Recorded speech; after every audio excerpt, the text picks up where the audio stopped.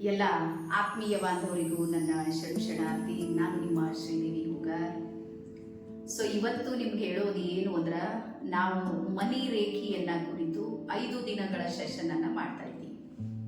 ಹಾಗಾಗಿ ರೇಖೆಗೂ ಮತ್ತೆ ಮನಿ ರೇಖೆಗೂ ಇರುವಂತ ಒಂದಿಷ್ಟು ವ್ಯತ್ಯಾಸ ಮತ್ತು ವಿಭಿನ್ನತೆ, ವಿಶಿಷ್ಟತೆ ಏನಿದೆ ಅನ್ನುವಂಥದ್ದನ್ನು ಮೊದಲು ನಾನು ನಿಮಗೆ ಸ್ಪಷ್ಟ ಮಾಡ್ತೀನಿ.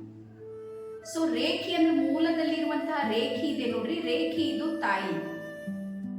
ಆ ತಾಯಿಯ ಉಳಿದೆಲ್ಲ ಮಕ್ಕಳು ಬೇರೆ ಬೇರೆ ಬೇರೆ ರೇಖೆಗಳನ್ನ ನಾವು ಮಾಡ್ತಾ ಇರುವಂತದ್ದು. ಅಂತಹ ತಾಯಿಯ ಮೂಲ ಸತ್ವದಲ್ಲಿ ಒಂದಾಗಿರುವಂತಹ ರೇಖೆ ಯಾವುದು ಅಂದ್ರೆ ಮನಿ ರೇಖೆ.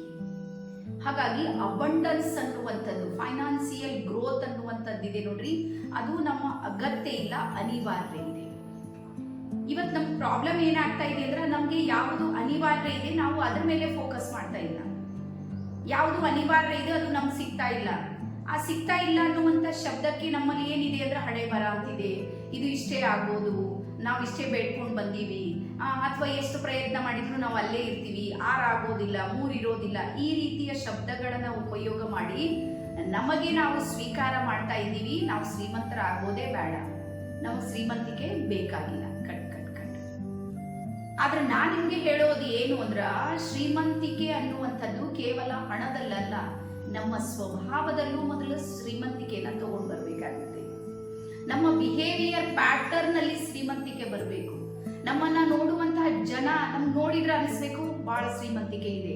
ಹಾಗಾಗಿ ಶ್ರೀಮಂತಿಕೆ ಅನ್ನುವಂಥದ್ದು ಕೇವಲ ಹಣದಿಂದ ಅಳೆಯೋದಲ್ಲ, ನಮ್ಮ ಸ್ವಭಾವದಿಂದ. ಹಾಗಾಗಿ ಮನಿ ರೇಖೆ ನಿಮ್ಮ ಸ್ವಭಾವದಲ್ಲಿ ಪರಿವರ್ತನೆ ಮಾಡುತ್ತೆ. ನಿಮ್ಮ ಬಿಹೇವಿಯರ್ ಪ್ಯಾಟರ್ನ್ ಅನ್ನ ಪರಿವರ್ತನೆ ಮಾಡುವುದಕ್ಕೆ ಇದು ಮೊದಲ ನಿಮಗ ಹೆಲ್ಪ್ ಮಾಡುತ್ತೆ, 1ನೇದು. ಅದಾದ ನಂತರ 2ನೇದು, ಯಾವ ರೀತಿ ಮೊಬೈಲ್ ಟು ಮೊಬೈಲ್ ಕನೆಕ್ಷನ್ ಇರುತ್ತೆ ನೋಡ್ರಿ. ಈಗ ಯಾವ ರೀತಿ ಮಂತ್ರಗಳಿರುತ್ತೆ, ಈಗ ಓಂಕಾರ ಅನ್ನುವಂಥದ್ದು ಒಂದು ಅದ್ಭುತವಾಗಿರುವಂತಹ ಮಂತ್ರ. ಓಂ ಅನ್ನುವಂಥದ್ದು ಬ್ರಹ್ಮಾಂಡದ ಎನರ್ಜಿಯ ಜೊತೆಗೆ ಕನೆಕ್ಟ್ ಆಗಿದೆ ಅಂದ್ರೆ ಅಲ್ಲಿ ಏನಿದೆ, ಶಬ್ದ ಇದೆ. ಅದೇ ರೀತಿ ಮನಿ ರೇಖೆಯಲ್ಲೂ ಸಮೇತ ಓಂ ತರನೇ ಶಬ್ದಗಳು ಮತ್ತೆ ಸಿಂಬಲ್ಸ್ಗಳು ಇಲ್ಲಿ ವರ್ಕ್ ಮಾಡುತ್ತೆ. ಹಾಗಾಗಿ ಇಲ್ಲಿ ಸ್ಪೆಷಲಿ ನಿಮ್ಗೆ ಸಿಗ್ತಾ ಇರೋದು ಯಾವುದು ಅಂದ್ರ ಮನಿ ಕೋಡ್. ಸಾಕಷ್ಟು ಸಲ ನಾವು ಡೈಲಿಂಗ್ ನಂಬರ್, ನನಗೆ ಯಾರಿಗೊಬ್ರಿಗೆ ಕಾಲ್ ಮಾಡ್ಬೇಕಾದ್ರೆ ನನಗೆ ಅವ್ರ ನಂಬರ್ ಗೊತ್ತಿರ್ಬೇಕು. ಸೇಮ್ ಅದೇ ರೀತಿ ಹಣವನ್ನ ಅಟ್ರಾಕ್ಟ್ ಮಾಡ್ಕೊಳ್ಳೋದಕ್ಕೆ ಅದ್ರ ಕೋಡ್ ನನ್ನ ಹತ್ರ ಇರಬೇಕು. ಹಾಗಾಗಿ ನಿಮಗೆ ಇಲ್ಲಿ ಮನಿ ಕೋಡ್ ಸಿಗ್ತಾ ಇರುವಂಥದ್ದು ಬಹಳ ದೊಡ್ಡ ಚಾನ್ಸ್, ಒಂದು ಅವಕಾಶ. ಅದಾದ ನಂತರ ಸಿಂಬಲ್ಸ್ಗಳಲ್ಲಿ ವಿಭಿನ್ನವಾಗಿರುವಂತ ಮತ್ತೆ ವಿಶಿಷ್ಟವಾಗಿರುವಂತ ಸಿಂಬಲ್ಸ್ ನ ಜೊತೆಗೆ ಅದರ ಎನರ್ಜಿಯನ್ನ ಯಾವ ರೀತಿ ಲೈಫ್ ಟೈಮ್ ನಾವು ಕನೆಕ್ಟ್ ಮಾಡಬೇಕು ಅನ್ನುವಂಥದ್ದನ್ನ ನೀವಿಲ್ಲಿ ಕಲಿತೀರಿ. ಅದಾದ ನಂತರ ಕೆಲವೊಂದು ನೆಗೆಟಿವ್ ಪ್ಯಾಟರ್ನ್ಗಳು ನಮ್ಮ ಸಬ್ ಕಾನ್ಶಿಯಸ್ ಮೈಂಡ್ ಅಲ್ಲಿ ಉಳ್ಕೊಂಡ್ಬಿಟ್ಟಿವೆ. ಯಾವುದು ಹಣವನ್ನ ಕುರಿತು ಅಂದ್ರೆ, ಹಣ ಅಂದ್ರ ಗೋಡೆ ಮೇಲಿನ ಸುಣ್ಣ, ಹಣ ಕೊನೆ ತನಕ ಹೋಗೋದಿಲ್ಲ, ಈ ರೀತಿಯ ಕೆಲವೊಂದು ಶಬ್ದಗಳು ನಮ್ಮ ಸಬ್ ಕಾನ್ಶಿಯಸ್ ಮೈಂಡ್ ಅಲ್ಲಿ ಸೇವ್ ಆಗ್ಬಿಟ್ಟು ನಾವು ಎಲ್ಲೋ ಒಂದ್ ಕಡೆ ಹಣವನ್ನ ದೂರ ಓಡ್ತಾ ಇದ್ದೀವಿ. ಅದು ನಮ್ಗೆ ಬೇಕಾಗಿಲ್ಲ ಅನ್ನೋ ತರ ಮೈಂಡ್ ಸೆಟ್ ಇದೆ. ಮತ್ತೆ ಈ ಕಡೆ ಬೇಕಾದಾಗ ಬಹಳ ಹೋರಾಟ ಮಾಡ್ತಾನೂ ಇದ್ದೀವಿ. ಎರಡು ಸರಿಯಾಗಿ ಏನಾಗ್ತಾ ಇದೆ ಅಂದ್ರೆ, ಸರಿಯಾದ ಪ್ಯಾಟರ್ನ್ಗಳು ವರ್ಕ್ ಮಾಡ್ತಾ ಇಲ್ಲ. ಹಾಗಾಗಿ ಇಲ್ಲಿಯ ತನಕ ಅಂದ್ರೆ ನಮ್ಮ ಬಾಲ್ಯದಿಂದ ಹಿಡಿದು ಇಲ್ಲಿ ತನಕ ನಮ್ಮ ಸಬ್ ಕಾನ್ಶಿಯಸ್ ಮೈಂಡ್ ಅಲ್ಲಿ ಏನೆಲ್ಲವೂ ನೆಗೆಟಿವ್ ಪ್ಯಾಟರ್ನ್ ಇದೆ ನೋಡ್ರಿ, ಅದನ್ನ ರಿಮೂವ್ ಮಾಡೋದಕ್ಕೆ ಈ ಒಂದು ಕೋರ್ಸ್ ಇದೆ ನೋಡ್ರಿ, ಇದು ನಿಮಗೆ ಸಪೋರ್ಟ್ ಮಾಡುತ್ತೆ. ಅದಾದ ನಂತರ ನೆಕ್ಸ್ಟ್ ಬರುತ್ತೆ ನಿಮ್ಮ ಮೂಲಾಧಾರ ಚಕ್ರವನ್ನ ಆಕ್ಟಿವೇಟ್ ಮಾಡ್ಕೊಳ್ಳೋದಕ್ಕಾಗಿ ಮೇನ್ ಫೈನಾನ್ಸಿಯಲ್ ನೋಡ್ರಿ. ಚಕ್ರಗಳಿಗೆ ಬಂದಾಗ ನಾವು ಸುಮ್ಮನೆ ಜಸ್ಟ್ ಯೋಚನೆ ಮಾಡೋಣ. ಮೂಲಾಧಾರ ಚಕ್ರ ಮೊದಲು ಶುರು ಆಗೋದೇ ಫೈನಾನ್ಸಿಯಲ್ ಗ್ರೋತ್ ಆಗೋದಕ್ಕೆ. ನಮ್ಮ ಶಾರೀರಿಕವಾಗಿ ಏನಾದ್ರೂ ಬಂದ್ರೆ ಮೂಲಾಧಾರ ಚಕ್ರ ಶರೀರದ ಎಲುಬುಗಳ ಮೇಲೆ ಎನರ್ಜಿಯನ್ನ ನೀಡೋ ಕೆಲಸ ಮಾಡುತ್ತೆ, ಇದು ಮೊದಲನೇ. ಬಟ್ ಯಾವಾಗ ತಕ್ಷಣಕ್ಕೆ ನಾವು ಎನರ್ಜಿಯನ್ನ ಕುರಿತು ಯೋಚನೆ ಮಾಡ್ತೀವಿ ಅಂದ್ರೆ, ಫೈನಾನ್ಸಿಯಲ್ ಸ್ಟ್ರಗಲ್ ಇರೋದು ಎಲ್ಲಿ ಅಂದ್ರ, ಯಾರ ಮೂಲಾಧಾರ ಚಕ್ರ ಆಕ್ಟಿವ್ ಇರೋದಿಲ್ಲ ನೋಡ್ರಿ, ಅವ್ರಿಗೆ ಫೈನಾನ್ಸಿಯಲ್ ಸ್ಟ್ರಗಲ್ 100% ಇರುತ್ತೆ. ಹಾಗಾಗಿ ಫೈನಾನ್ಸಿಯಲ್ ಸ್ಟ್ರಗಲ್ ಇದ್ದವ್ರೆ ಒಂದು ಕಡೆ ಕೂರ್ಲಿಕ್ಕೆ ಆಗೋದಿಲ್ಲ, ಅಥವಾ ಸ್ಟ್ರಗಲ್ ಜಾಸ್ತಿ ಮಾಡೋದು, ಹೋರಾಟ ಅವ್ರದ್ದು ಜಾಸ್ತಿ ಇರೋದು. ರೀಸನ್ ಏನು ಅಂದ್ರೆ ಮೂಲಾಧಾರ ಚಕ್ರ ಆಕ್ಟಿವೇಟ್ ಆಗೋದಿಲ್ಲ. ಹಾಗಾಗಿ ಮನಿ ರೇಖೆಯ ಒಂದು ಹಂತದಲ್ಲಿ ಮೂಲಾಧಾರವನ್ನ ಯಾವ ರೀತಿ ಆಕ್ಟಿವೇಟ್ ಮಾಡಬೇಕು, ಅದಕ್ಕೆ ಯಾವ್ಯಾವ ಸಿಂಬಲ್ಸ್ ಗಳನ್ನ ಬಳಸಬೇಕು ಅನ್ನುವಂಥದ್ದನ್ನ ನೀವಿಲ್ಲಿ ಕಲಿತೀರಿ. ಅದಾದ ನಂತರ ನೆಕ್ಸ್ಟ್ ಬರುತ್ತೆ ಮನಿ ಅಫರ್ಮೇಷನ್ಸ್, ಅಂದ್ರೆ ದೃಢೀಕರಣಗಳು. ಇಲ್ಲಿ ತನಕ ನಾವು ಕೆಲವೊಂದು ಶಬ್ದಗಳು ಬೇಕಾಗಿ ಅಥವಾ ಬೇಡವಾಗಿ, ಅಂದ್ರೆ ಕೆಲವೊಂದು ವರ್ಡ್ ನೋಡ್ರಿ, ನನಗೆ ಸಾಲ ಆಗಿದೆ, ಕಟ್ ಕಟ್ ಕಟ್ ಅಂದ್ರೆ ಸಾಲ ಅನ್ನುವಂಥ ಶಬ್ದವನ್ನ ಬಳಸಂಗಿಲ್ಲ ನಾವು. ಹಾಗಾದ್ರೆ ಆ ಪ್ಲೇಸ್ ಅಲ್ಲಿ ಯಾವ ವರ್ಡ್ ಅನ್ನ ನಾವು ಬಳಸಬೇಕು?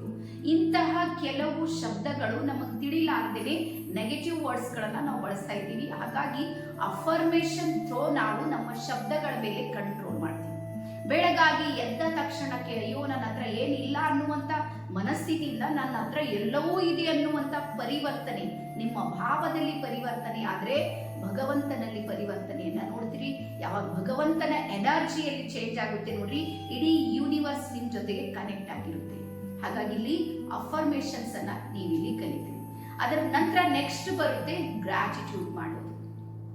ಅಂದ್ರೆ ಯಾವ ಯೂನಿವರ್ಸ್ ನಾನು ಎಷ್ಟು ಕೇಳ್ತಾ ಇದ್ದೀನಿ ಅದಕ್ಕಿಂತನೂ ನನ್ಗೆ ಜಾಸ್ತಿ ಕೊಡ್ತಾ ಇದೆ ಅಂದ್ರೆ ಒಂದು ಧನ್ಯವಾದವನ್ನ ನಾನು ಹೇಳಲೇಬೇಕು, ಗ್ರಾಟಿಟ್ಯೂಡ್ ಮಾಡಬೇಕು.